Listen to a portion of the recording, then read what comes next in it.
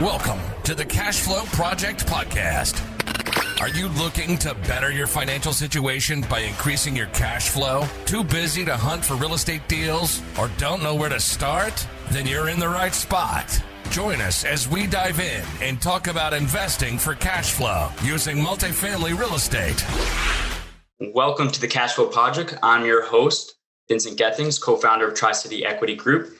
Today we have Tim Milazzo on the show. Tim is the co-founder and CEO of StackSource. He identified the market opportunity for a tech-enabled commercial real estate financing platform, recruited Nathan as his co-founder, and built the company. Prior to StackSource, Tim worked for tech giants such as Facebook and Google, where he helped expand B2B marketplaces in ad tech. Years ago, he interned at a top NYC real estate company before the current real estate tech wave. He comes from a family with a history of real estate. Tim, welcome to the show. Vince, thank you so much for having me. All right, let's get right into it. So we might have struck a deal before we even hit record it. He's that good at what he does. So I'm excited to that. We'll even talk about it a little bit on the show. But first, I just want to get right into your background of where you're from, what you're doing here, and what is real estate tech. Absolutely. So I'm Tim. I'm from New Jersey. I grew up outside of New York City, and I had exposure to real estate from a young age because my dad was a broker. And he's a commercial real estate broker in New York. And I heard a lot about real estate deals, but I never thought I would follow in those footsteps because as I studied finance and I started my own career after college, I loved tech companies and I loved tech products. And truth be told, when I was the intern at that real estate company, I was the smart spreadsheet kid in the corner, but I probably wasn't who you would predict would light it up on the sales side and make a bunch of calls and relationships. At that time, my personality, I was quieter, I was more introverted, and I got some interesting jobs in operations first at Google, later at Facebook in advertising technology. And I was happy at those types of places, working there. I got reacquainted with real estate a few years down the line when I started realizing what was happening in real estate tech and the big opportunity, and really some of the problems that investors in real estate and different players in the industry were facing that could be solved by technology. Things like a lack of transparency in the financing process. That was this super interesting thing to me. Hey, I can get my residential mortgage rate instantly online based on my credit score, but knowing what commercial loans are available to me is this mystery. It's this mystery that can only be solved by calling the right guy in a suit and hoping he helps you and it makes the time for you. Like, that doesn't seem like the way it has to be. Like, what's standing in the way? Why is this commercial financing problem such a mystery? Why is it so difficult? And that set me down a path that ultimately led me here building StackSource. That's great. And I know the pain that you're talking about. It's crazy to think in 2021 that even some things as simple as signatures, like we still have banks and stuff like that. It needs to be a wet signature and mailed. I'm like, really? Like, we really have to do that? And then and that's just one thing, like these archaic habits that a lot of these banks, especially community banks, don't want to break out of. A little bit before we had talked about before we jumped on of, we have these loan originators at these banks, and sometimes they wear multiple hats and they're not commercial specialists. They're sometimes a commercial specialist, sometimes the residential, guy originator as well. They're not experts in the market. They don't understand commercial, and they're just trying to write packages, and you get strung along for, a month or 2 months, and then it gets all the way and they're like, well, it's going up to the board next week. And you're like, what's the board? Like, what are you talking about? And then it goes to this group of people that look at it, they meet once a month, they look at all the loans that got submitted, and they're just the final say, approved, disapproved, approved, disapproved, as they go through this board process. And, it can be something as simple as, one board member, I had a bad deal on that street in 1984. I'm not approving it.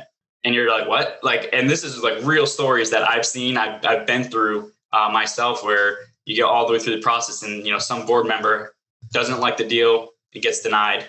And then that's it. There's no, and then you just waste all that time and energy and possibly the deal falls through. So I definitely think this is a space, commercial lending is a space that has a lot of archaic problems with people stuck in the the past century here, and a lot of opportunity to make it more effective, more efficient, more available, especially new investors. So that is great. So I kind of want to start there with the newer investors. So where does StackSource come in for somebody that's new to commercial real estate? Is this a platform for them to, I'm going to take down my first commercial deal with StackSource, and maybe I need to have a little bit of experience first? Like, when is the right time for somebody that is doing commercial real estate to engage StackSource?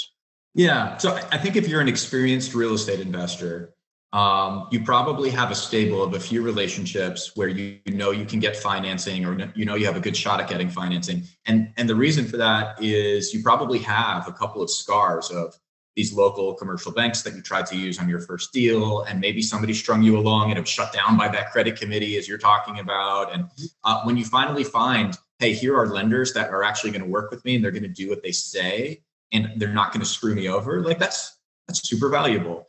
Now, two things with that. One, if you're a newer investor, you don't yet have that. And if you talk to a more experienced investor, I would say ask them, what's the worst thing that's ever happened to you with a loan or with a financing process? And just absorb those stories. And you're going to quickly realize that's not something that you want to go through.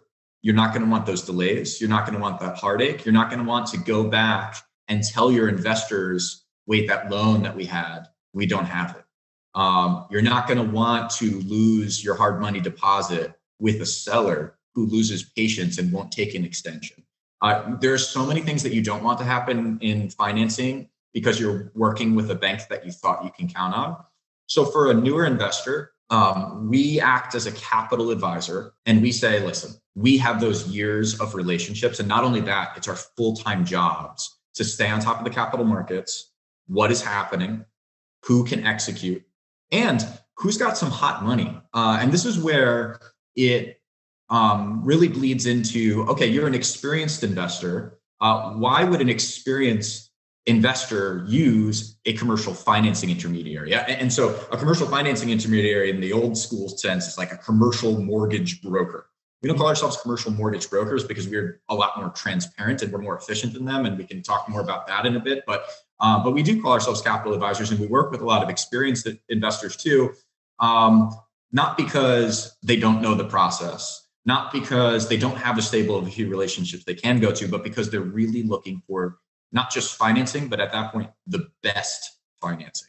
Lower interest rate, higher leverage, lighter prepay, less recourse. Those are some of the common themes. Getting the right combination of leverage, recourse, rate, and prepay is really half the battle in commercial financing.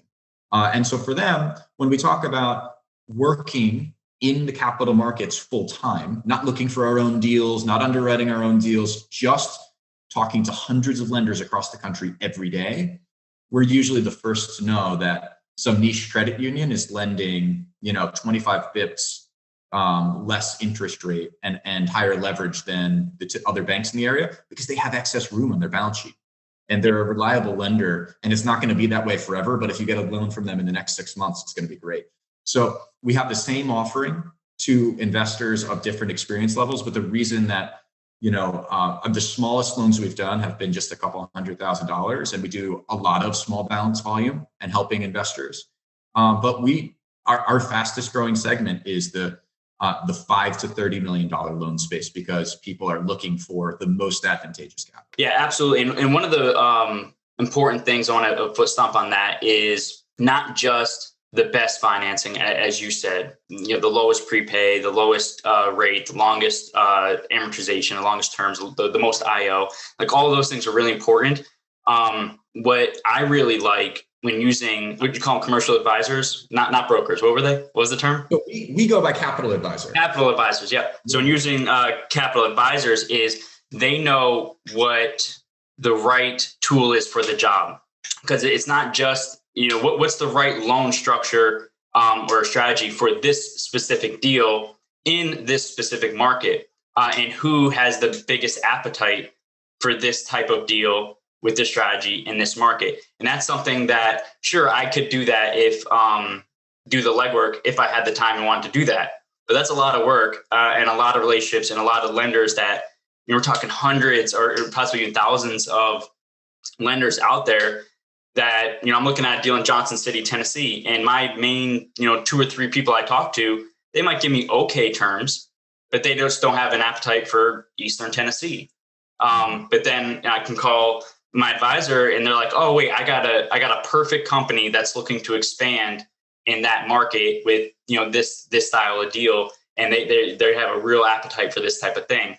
That's something that is priceless. When putting a deal together, you're on the clock, and most people have 30 days to figure this out. And it's just not something I want to do, is just spend weeks just finding lenders that is going to give me the perfect, loan structure, perfect senior debt for this type of deal. Just engage an advisor. They will have their resources, their experience. They're on top of the markets, and they will know. And I've seen it happen. Like I've had deals where I called my advisor, and they're like, I know the perfect person that they were just talking about. They want to expand in, North Carolina, that they want to be all over it. And sure enough, they crushed everybody term sheets we got. They absolutely crushed it. So it does pay dividends to engage somebody that is that engaged in the capital markets. It definitely takes a lot off your plate as an investor from trying to keep up with, what's the LIBOR at? What's the, all this stuff, that all these intricacies and nuances of the capital markets. I ain't got time for that. I got to find deals. I got to structure deals. I got to operate deals, keep it to the people that specialize in this stuff.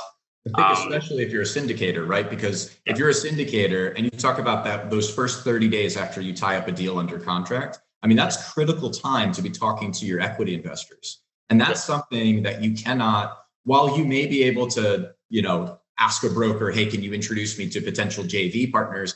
You can't outsource going and talking to your rich uncle about a deal. You can't outsource like going to your local meetup and pitching. You need to be focused on the equity side, executing on that deal. You need to be focused on inspecting that property, tweaking the underwriting. And if you're making 40 calls to different lenders, you may be sacrificing something else that's more critical. Yeah, absolutely.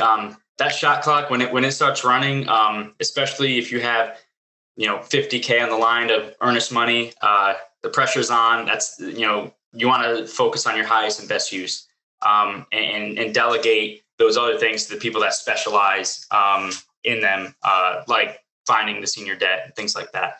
Can you walk us through a lead, going from lead? Like if somebody were to call, and we were talking like Chris, right, of the Chicago market. Somebody goes to the website and puts in, I'm interested, I have a deal. Like what happens? What from start to finish? Can you just quickly kind of, what does it look like, and how is StackSource different than XYZ other competitors? So a key word for us is transparency, because while there are multiple people that know a lot of lenders and have done a lot of deals, transparency is not something you're going to find everywhere. And so we key on that, and we build as much transparency into the process as possible. So deals come to StackSource in 2 ways. One, it's, somebody knows or is introduced to one of our capital advisors, and you have a conversation, and you get started that way. You start talking about a deal. Actually, the majority, though, start in a different way of a lot of people finding us online. We've really optimized our website for people to be able to find it from various sources. We've written a lot of blog posts on how multifamily financing works and how commercial mortgages work. And a lot of people find us online. And so the average person is finding StackSource, they're clicking a get a loan button. And then our platform, our web platform that we are custom building and, is scaling, it asks them questions. It asks them a lot of questions that you can click on, like, okay, this is multifamily acquisition, give us a property address, give us what is the current NOI, how many units, how many are occupied. The more questions you ask, they start to get more tailored. And we're doing 2 things with that information. One is we're starting to whittle down of our network of hundreds of lending relationships, who's actually going to be the several lenders that'll be an ideal fit. It's not matching you to one lender that we hope is the ideal fit. What we actually do is you'll probably end up with, on a given loan scenario, between 10, 15, 20 lenders that are actively lending on that type of loan product, and we're going to be competitive so that we can source multiple quotes and return them to you all in that one platform. So by the time you get to the end of this questionnaire, we've matched what lenders are in market for that based on location, size, deal metrics, everything you can name out. It's actually, we're covering like 79 different criteria for what matches or doesn't match a lender. And we're matching lenders, and you get to see how many lenders you're matched to, what type, who are they. And then also we're using that information to start auto-generating a lender package. That lender package is going to be vetted, approved, and tweaked by the capital advisor you're matched with. So you're always matched with a StackSource capital advisor, which is this person that says, hey, let's talk about the structure of this. Is this really what you need? Should we be talking about transitional versus permanent financing here? Are you familiar with agency versus banks and why we would go one path versus the other? And you're getting all that advice, but we're automating all of the manual work that person would typically do as a commercial mortgage broker. And so we're auto-generating a package for lenders. We're annotating it with like market data in the background, so that by the time you have that conversation and your deal's vetted and approved, there is no other place. And the goal is forever. There is no other place where you're going to get as many quotes as quickly, and they're all accurate, and none of these lenders are going to screw you over. So that's the goal, and that's the method of how StackSource works. You can actually give us more information about your deal, and the more you do, the more accurately you're matched to reliable sources of capital that are going to. Awesome. So how has, we're recording this in, what month is it? It's June. It's June now. Wow, this is going by too fast. So June 2021, a lot of markets that I've seen, I'm in 3 markets right now, maybe 4 markets right now throughout the country. I've seen a big turn the corner in my portfolio with all of my markets coming out of COVID, really in the last like 2 to 3 months. NOI is increasing, occupancy is increasing, delinquency and bad debt is going down. I got more brokers calling me to list their or have them list my properties for sale because the market's hot. Cap rates, they're still compressing. Bunch of stuff going on. How has COVID, or now we're kind of hopefully at the end of this COVID effect, what have you seen in your side of in your wheelhouse as far as lending as we look to be, kind of easing out of this thing? Is it getting better? Is everybody still kind of cautious? Are we still requiring a bunch of reserves like they were last year? Yeah. So a few things happened to the market during COVID. One, as you pointed out already, was reserves, because when there's uncertainty, lenders are not the ones that want to take the risk. They want to push that risk on the equity. They want to push that risk back on the investor, the sponsor. And so reserves, both for agency debt and for bank debt, were upped like significantly. In a lot of deals, you need to have a reserve account with a year of debt payments in it to make sure if tenants can't pay, somebody's paying. And that's coming out of the reserve account. Those are starting to come back down. Freddie Mac is down to half of the reserves they were taking a couple months ago, and that now it's at 6 months of interest payments. Fannie Mae has done away with the COVID reserves at this point. Bank, by credit union, by other lenders, they have their own policies, but they're starting to ease off on reserves, which is great. Another thing that has stayed true is interest rates stayed remarkably low during COVID.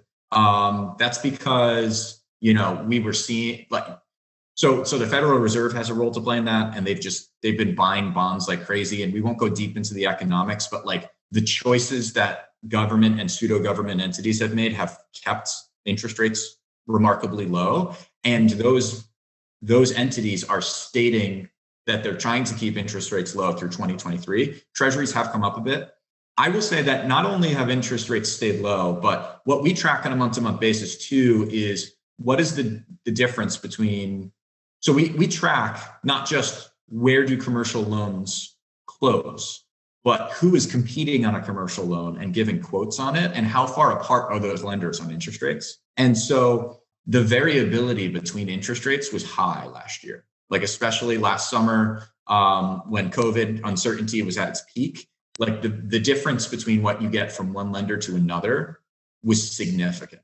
And that's always a reason to shop for multiple quotes. Even if you have a local reliable lender, you want to keep them honest. You want to make sure that you're not missing the market by a mile. And so there are times of uncertainty drive it the most when there's going to be the most difference between lenders. And so that's another trend that we noticed in our data. At this point, interest rates are inching up. They're not blasting up, but they're inching up. Cap rates are still pretty low. So like you don't want interest rates and cap rates to be like so tight and close to each other. They're like fairly tight. A lot of investors are pushed to find value add deals rather than just like snapping up a stabilized deal for that reason. If you snap up a stabilized deal at like a 5 cap, and your debt is at like a 3.75% interest rate, and you're paying 25-year amortization, there's not naturally a lot of cash flow there, unless you're finding a way to either increase the NOI or, if it's, you're just taking a real bet on that area growing as far as like value per unit, because there's not going to be a ton of cash flow there. There's a metric called the loan constant. Like, yep. Nice. Yeah. So like a loan constant would be like a positive loan constant would be taking on more debt boosts your returns, but you can get into this area where low cap rates and higher rates can push your loan constant negative, which means every dollar of debt you take is going to decrease your returns. Which is not where you want to be. So that's something, again, a kind of a conversation deal by deal based on your strategy. But it's something that you need to keep in mind, right? So I probably said more than you were asking for there. There have been several effects. The market has not blown up. Like the money is there.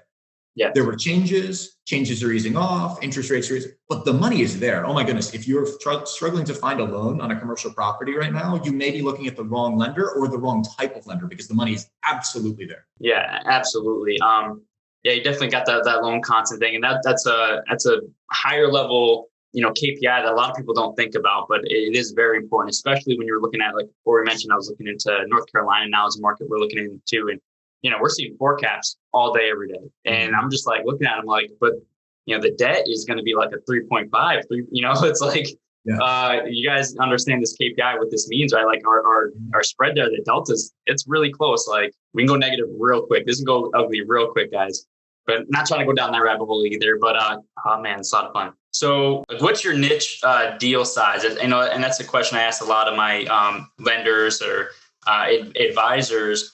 Is they usually specialize in some kind of either asset class. Maybe it's commercial, maybe it's hospitality, maybe it's medical facilities, maybe it's multifamily. And then further, the next question I ask, like, what's your sweet spot? Is it, 1 million to 5 million? Is it 5 million, 7 million to 10? Is it, whatever? So does StackSource have a sweet spot? Like, what's that top of the bell curve of, you bring us this size deal, this is our bread and butter? Yeah. Well, half of our deals are multifamily. So just like right off the bat, if you're a multifamily investor, and I think a lot of your network and your listeners, have a good focus on multifamily and some of the groups that you guys are in, half of our deal flow is multifamily, and we've done multifamily loans in like 30 states around the country. So we're not geographically constrained. We've built this as a remote platform that you can use for assets anywhere, right? We actually closed our first loan in Alaska last month. And so we're all over. And as far as deal sizes, the smallest deals we've done have been a couple $100,000 in a loan. The largest deal we have term sheeted right now is north of $60 million. There will be some difference in focus. At this point, StackSource as a company is growing. We have a dozen different capital advisors across the country. We're going to actually double that number again in the next 12 months. So StackSource, we just raised some capital and we're pushing more features into the technology. We are building out the company further, but there are capital advisors on our team that have a significant track record in larger deals. And then we have capital advisors that are more exclusively focused on small balance deals in like the $0 to $3 million space. So you may get routed to a different capital advisor based on asset type, location, or size. And StackSource, we're not really competing on like multi-$100 million loans. There are some big city brokerages in New York that, that's all they do. And congrats to them, because the fees are huge on that, and they do like 2 deals a year and they become, multimillionaires.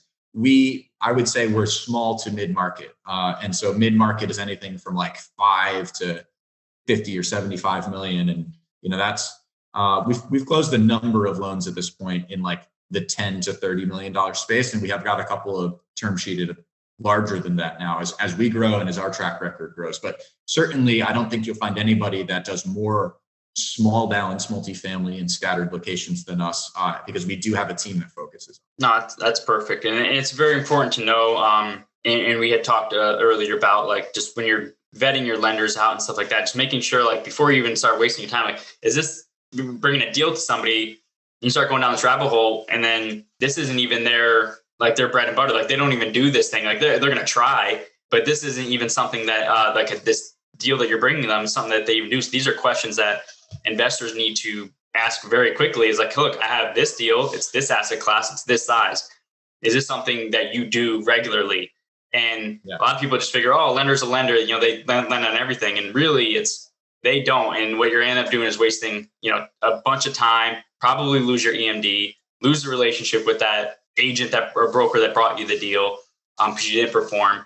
So it's definitely questions you want to ask as an investor very early on is this something that you guys lend on regularly? Well, for us, we have that conversation with lenders every day, right? And we're keeping up to date with what are their parameters, what are they competitive on? And then we actually, part of it is talking to them. Part of it is actually tracking what they do and what they quote on. And you say, oh, you said you're competitive on multifamily, but here you come in with a 4.5 interest rate quote and the other lenders are at 3.5. You're not actually competitive on multifamily and you're out. We'll still work with you on retail or on office, but we're going to focus deals towards lenders that are actually competitive.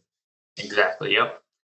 So one question I have is like when looking at the capital stack, and for those listening, I guess I quickly explain what a capital stack is I don't know, you have an easy like third grade level of what a capital stack is? It's a sorted list of all the sources of capital from top and most risky to bottom and least risky, from your debt and equity and everything in between. Perfect. Yeah. So I picture it, think of a cylinder, and at the bottom of the cylinder, the first 75% of that volume is your senior debt, which is your primary lender.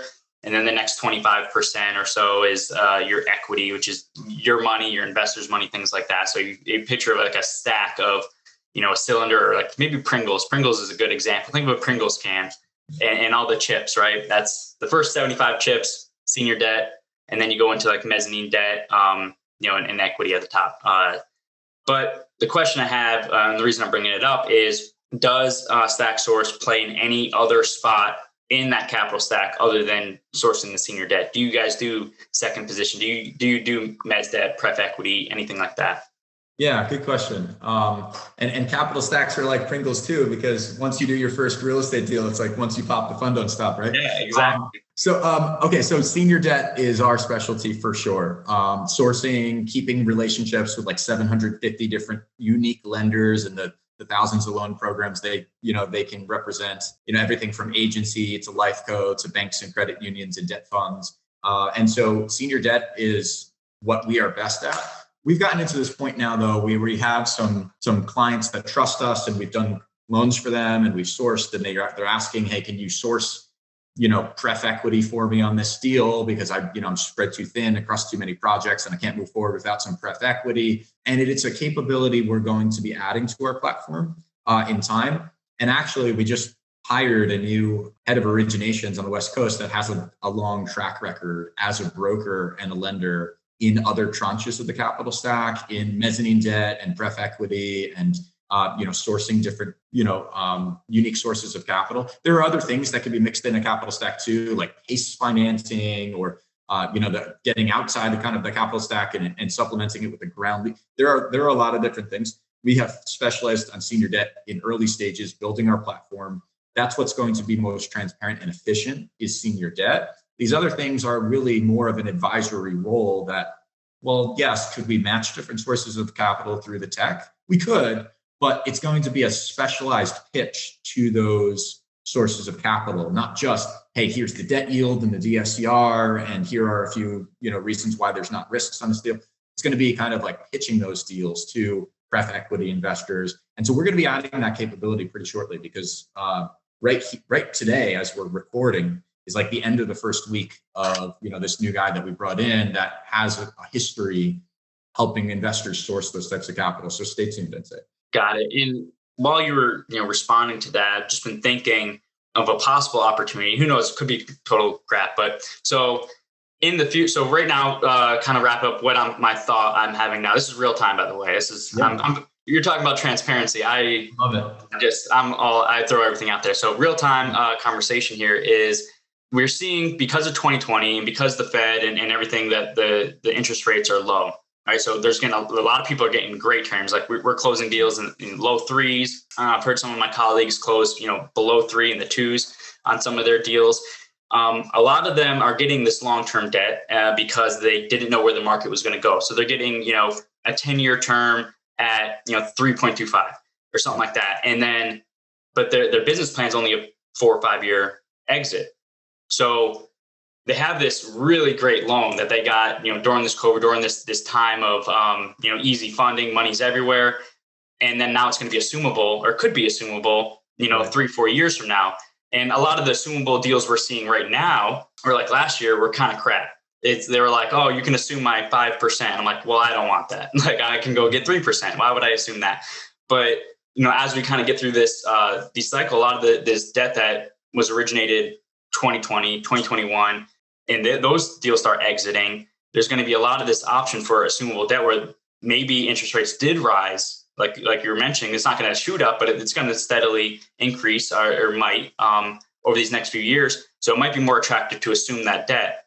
And that's where I was thinking that maybe mezzanine or something, some kind of second position to close that gap. Maybe they have the first, 60% with a, 3% senior debt on it that we can assume, but I need, maybe that extra $1 million or $2 million of that mezz debt to close that gap to get me up to that 75% LTV or whatever.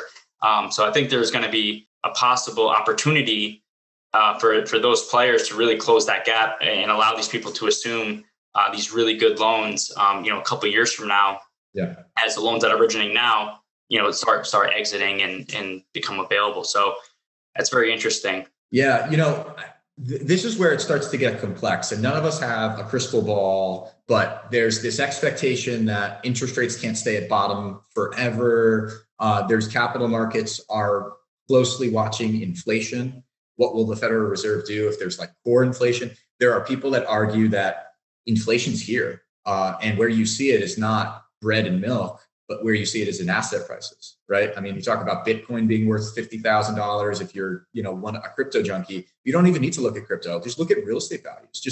Look at all those 4-cap multifamilies that you're looking at in North Carolina, and you can see that asset prices are high. Now, there's an argument to be made that like multifamily, they're going to stay high because like there's just so much demand.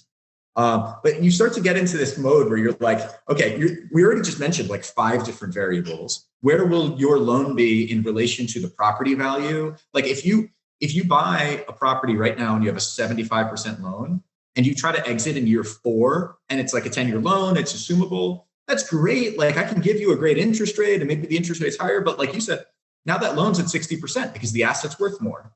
And, somebody might want higher than 60. Assumable can be a double-edged sword because some of these assumable loans do not allow mezzanine debt on top of it. Like agency, you actually can't put mezz on top of an agency loan. You can put pref equity on top of it. Pref equity, though, means that you're giving up some of the equity and the upside in addition to paying 8 to 10% right now on, the actual preferred return before anybody else makes money, right? So that's a whole other interesting like deal by deal conversation is like, try to get into now we're at like 10 or 11 different variables deciding like, is this actually going to be best? And that's why matching your debt to your business plan, rather than just always going for, hey, what's the lowest rate? Mm-hmm. Having debt that matches your business plan is like an important thing. And that's why prepayment penalties, are just as important as assumability, because maybe your buyer, if you're exiting in that year, does not want to assume your debt and they just want to pay it off and they want you to pay it off with the proceeds. Well, what's your prepayment penalty? You're paying 4% to pay this off. And all these things kind of matter, and there are scenarios where we may advise a borrower, you shouldn't get bank debt right now. You could, but you have enough value add in your business plan that this thing is going to be worth 25% more in 2.5 years if you execute. And you should actually have a loan that ends in those 2.5 years. And you can either sell or cash out refi at that time, and you're not going to have any penalties, right? There's so many different ways you can play this, so many different, and analyzing all those different scenarios and having, I would say the best loan is the one that matches. Not, there's no universal statement. The lowest interest rate is the best. The longest amortization is the best. The most leverage is the best is a dangerous one that a lot of investors believe. The most leverage, and almost every spreadsheet, again, based on the loan constant, but still in a lot of scenarios, 70 to 75, I boosted my returns. I really want to bid a little bit more on this. What can I do? 75 to 80 plus mezz or pref equity. And you just need to know, what is the trade-off of juicing the loan further? And does it match your business plan? Because you know what? You may be able to juice your returns and you may just like have an excellent deal, or you may not. And you need to be honest with yourself, and you may need to get somebody else's opinion on that. And I would say the best loan is the one that matches. Yeah, absolutely. Right. The right tool for the job. We mentioned that earlier, and either you have to be, as an investor, be really good at putting a bunch of different strategies in your tool belt, learning all the different strategies, all the different financing options, of all the pieces that can fit into that capital stack. You should definitely start educating yourself on that, and definitely link up with an advisor that specializes in that. So when you bring a deal, you can sit down and really figure out what is the right tool for the job. That's kind of what I learned over the last year, but I am still interested in what this next year is going to look like with these sub 3 loans. What investors are going to do as they start exiting those. Well, great. I don't know. Do you have any other before we head into our fire round? Any other specific topics you want to knock out? Only because I alluded to the fact that we're building new features onto our platform, and we also mentioned agency.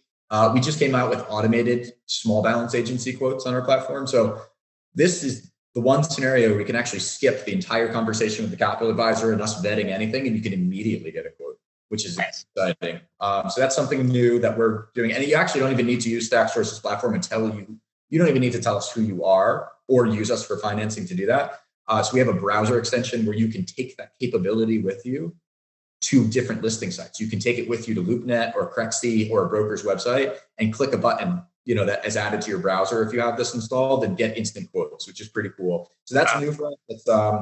We've rolled that out to a couple hundred users, and we're getting feedback and continuing to tweak it. But that's kind of the newest thing for us is automated quotes, and you don't even need to talk to us or use us to get them. We just want to be helpful. Nice. No, that's a huge value, especially somebody, back in napkin math. I do a lot of deals just sitting on the console of my car. I get a call the broker, and I'm just the back of napkin, underwriting, digitizing that with just like a quick extension of like, okay, what's my debt service going to be on this? A couple buttons, like boom, got it. It's X amount per year as debt service. No, anything to make it quicker and faster to make that decision point to move forward, or just like, not worth my time, and just move on to the next. That's very valuable to any investor, any busy investor. So that's awesome. You're providing that. It's free forever. If people want to find it, it's the StackSource browser extension. If you Google that, you'll find it. Awesome. Much appreciated. So moving on to our fire round. These are the same questions we ask every guest on our show, and we'll get right into it. So what is the best book you recommend other than Rich Dad Poor Dad? I'm a sucker for some Ayn Rand stuff, which I know a lot of the people in some certain multifamily online learning groups are. So I like some of that stuff. Yeah, I know you love it. For me, the Bible, because staying spiritually grounded and kind of life is bigger than these money and these gains. So I gave you 2. Got it. Beautiful. What is your superpower? I would say I have the best view in this industry at the things we can do technologically that will scale, and specifically in the financing process and really finding the best financing. And, we've only done a little fraction of that so far. And that'll be shown to be my superpower, is how to build a truly fast and transparent financing platform is my superpower. No, I love it. And I'm going to make this a very long fire round. But one of the things I recently got into is, you mentioned earlier, the crypto nerd. So I've kind of jumped in drank the Kool-Aid on that. And I've been so blinders on, building my real estate company, that I've just been magic internet money, get out of here. And then really, I stumbled on, I was like Charles Hoskinson, the Cardano founder, and listened to a couple of his YouTube videos. And I'm just my mind is just blown. And the tie into this is your vision, right? You said, the biggest vision, the biggest view of, where this thing could be and what it should be.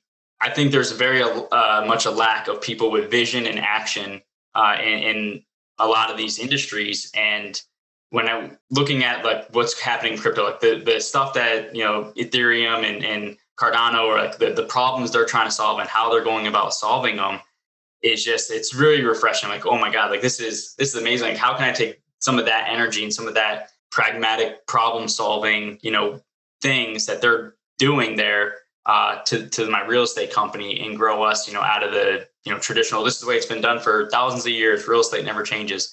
Well, it can change. You just have to have the vision to do it. So it's awesome that you have, a vision of what it could be and have the action to make it happen. So that's awesome. All right. Do you like Cardano? Is that one of your? I can't say that I'm a big follower, unfortunately. Okay. Yeah, he's that guy's really smart. I don't know. I like watching him. And this, the stuff that they're trying to solve there. Okay. So what is the biggest lesson you've learned over your career? Oh man. Everything comes down to the right relationships with the right people. And that is something that I did not know at the beginning of my career, because I did really well in like school, college, and when I actually applied myself, I had a great GPA, and it was actually not that hard for me. And I knew next to nothing about like sales or relationship building, and yet everything from managing people to hiring the right people to working with clients, everything. And raising investment for your company or for your real estate deal, everything comes down to relationships and really how they operate and how to invest into relationships is the biggest learning for me.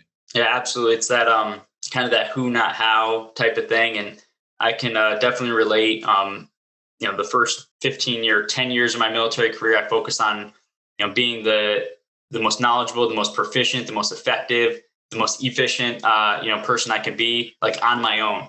Like I'm going to work circles around everybody. I'm going to, be the best at, at my craft. And then you realize that you hit a wall really hard. When you have that type of mindset, you need other people, you need to build teams, you need to build effective teams. If you want to grow, if you want to scale, if you really want to make a difference. So that is very awesome. For the busy working professional working toward financial freedom, what advice do you have? Figure out what is, like 2 questions ago, like figure out what's your superpower, and then don't try to do it all. Try to set up a situation where you can do the 1 or 2 things you're really good at and how those can help you succeed. And that usually means find a solution that's not you for everything else. A tool, a person, a relationship. Try to put yourself in a situation where like that 1 or 2 things that you can really focus on and do really well is what you'd spend your time on. Because if you don't, your returns are only going to be average. And then you'll burn yourself out because you're trying to do everything. And, I think, my mentor, Gino, he talks about energy a lot. Like do things that it's your highest and best use of your time, but that also give you energy. Like if you're not excited and jump out of bed to do this thing, then you should probably give it to somebody else, on your team that enjoys doing that thing, because otherwise you're just going to burn yourself out. And then why are we doing this in the first place? Right. Yeah. All right. So how can our audience connect with you and your team? Yeah. So StackSource.com, you'll find full contact info for not just me, but all my teammates as well. Our emails and phone numbers are up on the about page. Mine is Tim@StackSource.com. If you search Tim Milazzo on LinkedIn, Facebook, Twitter, Google, I'm usually the first person that comes up. So please connect with me. I'm very active on, all those places I just mentioned, LinkedIn, Facebook, go for it. So Tim Milazzo, Milazzo is Milazzo if you're just listening. And I'd be happy to connect Tim at StackSource, or just Google my name. Much appreciated. Well, thank you for your time. Definitely are gracious with your time. It's Saturday morning, 10 a.m. and you're spending it here with us and our guests and our listeners. So much appreciated, adding value to the community, and look forward to talking to you soon. Definitely going to be talking to you about that one property I need to refinance. So, or you guy, Chris. So I'm excited for that. Thank you. Yeah. Thanks so much, Vince. Thanks for making this happen and helping make it happen for so many others. It was a great show with Tim from StackSource. So much learned there. And you're going to have to go back and re-listen to a couple of those spots of all the intricacies of the capital markets and capital stacks and way to creatively structure deals. Definitely a lot of golden nuggets in there. Definitely check out StackSource. and maybe give your next deal that you have, go over there, see what they can do for you. It seems like they have a lot of resources, a lot of connections. And one important point that they have that I share with Tri-City is transparency. It's one of our core values. And Tim mentioned it was one of theirs as well. It's such an important aspect to have these days, especially in real estate, especially when you're dealing with OPM, other people's money, is to have transparency. It is definitely an understated and undervalued thing. So we put it at the top of our decision-making process, and we are fully transparent with everything we do. And it sounds like StackSource and Tim is as well with his team. So definitely give them a try.